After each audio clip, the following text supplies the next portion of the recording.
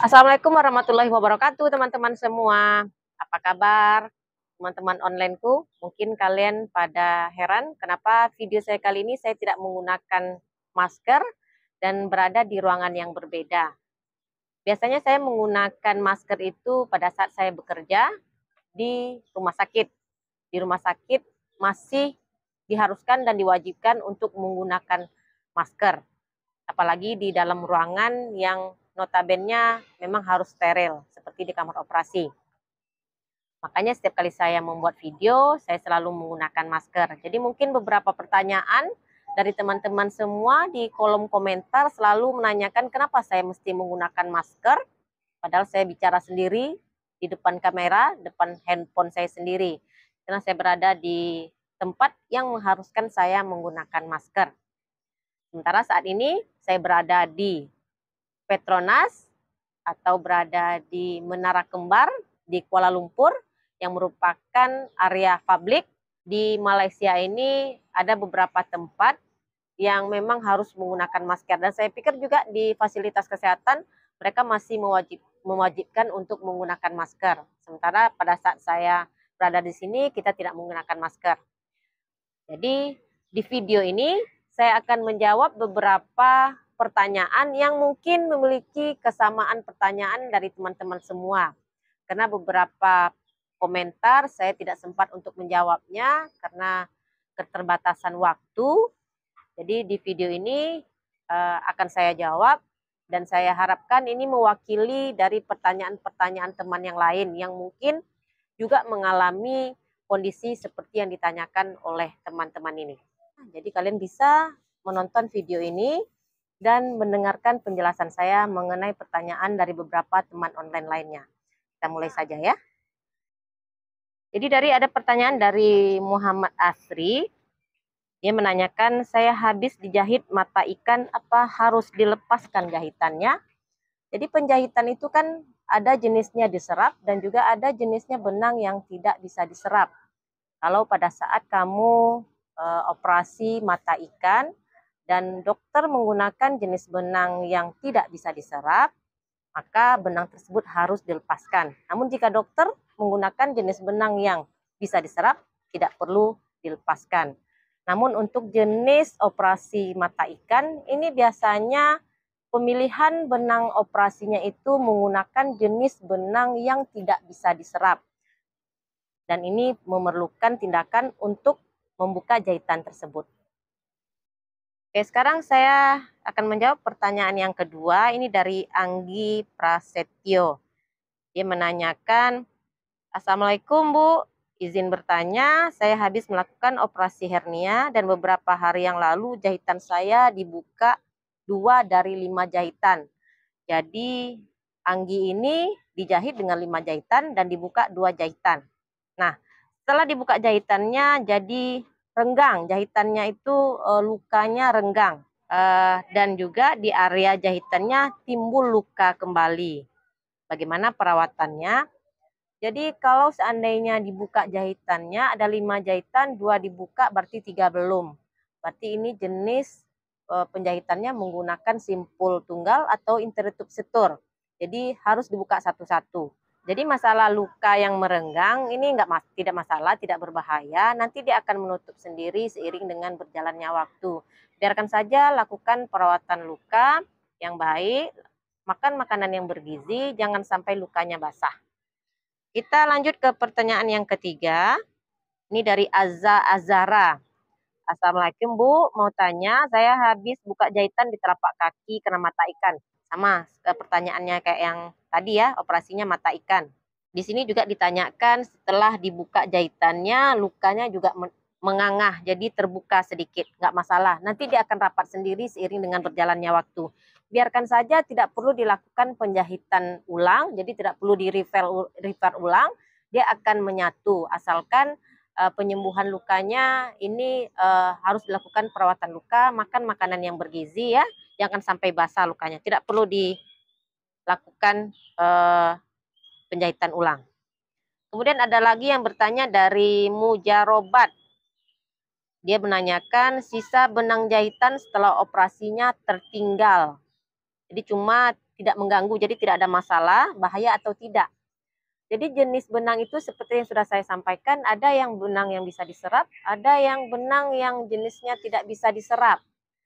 Kalau jenis benang yang diserap, dia nanti akan menyerap sendiri oleh tubuh, jadi dia hilang sendiri, diserap menjadi daging. Kalau tidak bisa diserap, dia harus dibuka. Namun ada beberapa kasus operasi itu tidak perlu dilakukan buka jahitan karena diserap. Namun jika seandainya ada benang yang tertinggal dan jenisnya itu benang yang tidak diserap, sebenarnya tidak masalah, juga tidak berbahaya. Karena beberapa kasus operasi, dokter juga menggunakan jenis benang yang tidak diserap untuk jahitan di bagian dalam. Jadi tidak masalah. Pokoknya lakukan perawatan luka, jangan lukanya terjadi infeksi. Kemudian jika ada masalah, gangguan, silakan kembali ke dokter yang menangani operasinya. Kita lanjutkan pertanyaan selanjutnya. Selamat malam Bu, kalau di sekitar jahitannya ada bekas, ada darah yang kering, jadi ada stosel-stosel darah mungkin di sekitar lukanya. Di sini saya anjurkan tidak usah dibuka, tidak usah dilepaskan yang bekas-bekas ada luka darahnya tersebut. Mungkin ini merupakan suatu koropeng daripada darah, tidak usah dibuka. Nanti kalau dia mengering, dia akan lepas sendiri seiring mengeringnya luka tersebut. Kalau teman-teman melepaskan sendiri, takutnya yang bagian bawah dari koropengnya ini belum mengering, nanti akan muncul luka yang baru. Oke, kita jawab pertanyaan selanjutnya. Ini dari EN Maslini. Dia menanyakan saudaranya habis operasi seksio sesarea dengan 2 simpul warna benang coklat. Apakah perlu dicabut atau tidak? Jadi benang itu memang warnanya itu beda-beda. Ada warna coklat, ada warna putih, ungu, itu jenis benang yang bisa diserap. Untuk tindakan seksio sesarea, ini biasanya benang yang digunakan untuk penjahitan kulit, kebanyakan itu menggunakan jenis benang yang bisa diserap. Dan warna coklat biasanya sesuai dengan pengalaman di lapangan, ini merupakan jenis benang yang bisa diserap. Walaupun dia memiliki 2 simpul kanan kiri, ini teknik penjahitannya saja. Jadi biarkan saja, nanti dia akan lepas sendiri seperti tali pusat lepas dari pusat pada saat bayi baru lahir. Jadi biarkan saja. Namun kalau seandainya beberapa minggu atau beberapa bulan belum juga lepas dan terasa mengganggu, bisa digunting sendiri di bawah simpul, namun harus dipastikan lukanya betul-betul sudah menyatu dengan sempurna, tidak terjadi tanda-tanda infeksi. Oke, kita lanjutkan pertanyaan selanjutnya. Halo Bu, saya ingin bertanya, jadi saya beberapa minggu yang lalu melakukan operasi usus buntu. Dan tadi saya tidak sengaja, ini dari studi ya, lupa tadi. Jadi saya tidak sengaja mengelupas bekas luka kering di bagian kulit bekas usus buntu. Jadi ada mungkin kropeng-kropeng atau bekuan darah di sana. Dan ada benang berwarna ungu yang ikut keluar. Itu sebaiknya dibiarkan saja atau saya tarik keluar saja. Jadi yang sudah saya sampaikan, benang ungu juga termasuk salah satu jenis benang yang diserap. Tidak usah ditarik, tidak usah diapa-apakan, biarkan saja, nanti dia akan lepas sendiri atau dia nanti akan diserap sendiri. Kalau dia keluar dari kulit, dia nanti akan putus dan lepas sendiri. Kemudian dari Apni Octavia, ini mudah-mudahan teman-teman yang lain mungkin yang menonton video saya ini memiliki pengalaman yang sama dari pertanyaan-pertanyaan teman-teman yang menulis di kolom komentar. Jadi mewakili dari teman-teman yang lain. Mau tanya kalau benang jahitan karena bocor di kepala, mungkin luka di kepala ya, apakah harus dilepaskan atau nanti jadi daging? Ini tergantung juga jenis benang yang digunakan dokternya. Apa jenis benang yang digunakan dokter pada saat melakukan hekting di kepala? Apakah benang yang diserap atau tidak diserap? Jadi ditanyakan sama petugas yang melakukan penjahitan. Tapi biasanya kalau untuk di kepala itu kita menggunakan jenis benang yang tidak bisa diserap. Biasanya warna biru atau warna hitam. Ini pertanyaan dari Gregorio Gustawan. Maaf Bu, mau tanya untuk benang jahit yang bisa diserap, apa hanya benang yang di dalam daging saja yang terserap? Kalau operasi pasti ada yang di luar daging. Apa yang di luar daging bisa diserap juga ya, atau harus dipotong. Jadi kalau yang di dalam atau di dalamnya itu benang jenis yang diserap, ya tidak perlu nanti dia diserap sendiri dan menjadi daging. Tapi kalau seandainya ini benangnya itu diserap, tapi ada simpul yang di luar, yang simpul di luar ini nanti akan menciut dan lepas sendiri.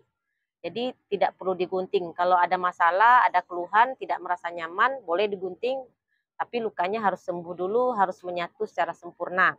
Biasanya setiap orang itu beda-beda proses penyembuhannya. Ada yang lama baru terserap, ada yang sebentar. Jadi konsultasikan dengan petugas kesehatan setempat. Mungkin itu saja pertanyaan yang saya jawab untuk kali ini teman-teman semua. Jadi yang pada penasaran kenapa saya tidak menggunakan masker saat ini karena saya berada di ruangan publik. Jadi di sini juga di negara Malaysia kayaknya di indoor tadi kita masuk ke dalam ruangan di belakang saya ini. Sebagian masih menggunakan masker, tapi sebagian lagi juga kayaknya tidak menggunakan masker. Namun karena di tempat kerja saya itu rumah sakit, tidak mungkin saya tidak menggunakan masker. Nanti masa petugas kesehatannya sendiri tidak menggunakan masker, padahal dihimbau untuk menggunakan masker di dalam ruangan. Mudah-mudahan Indonesia sebentar lagi juga menerapkan di rumah sakit pun tidak perlu menggunakan masker. Terima kasih teman-teman sudah menonton video saya kali ini. Sampai jumpa di video saya yang lain. Mungkin saya akan membuat video di kondisi-kondisi atau di tempat-tempat di daerah tempat saya lagi rekreasi atau lagi liburan ini. Terima kasih, stay healthy. Assalamualaikum.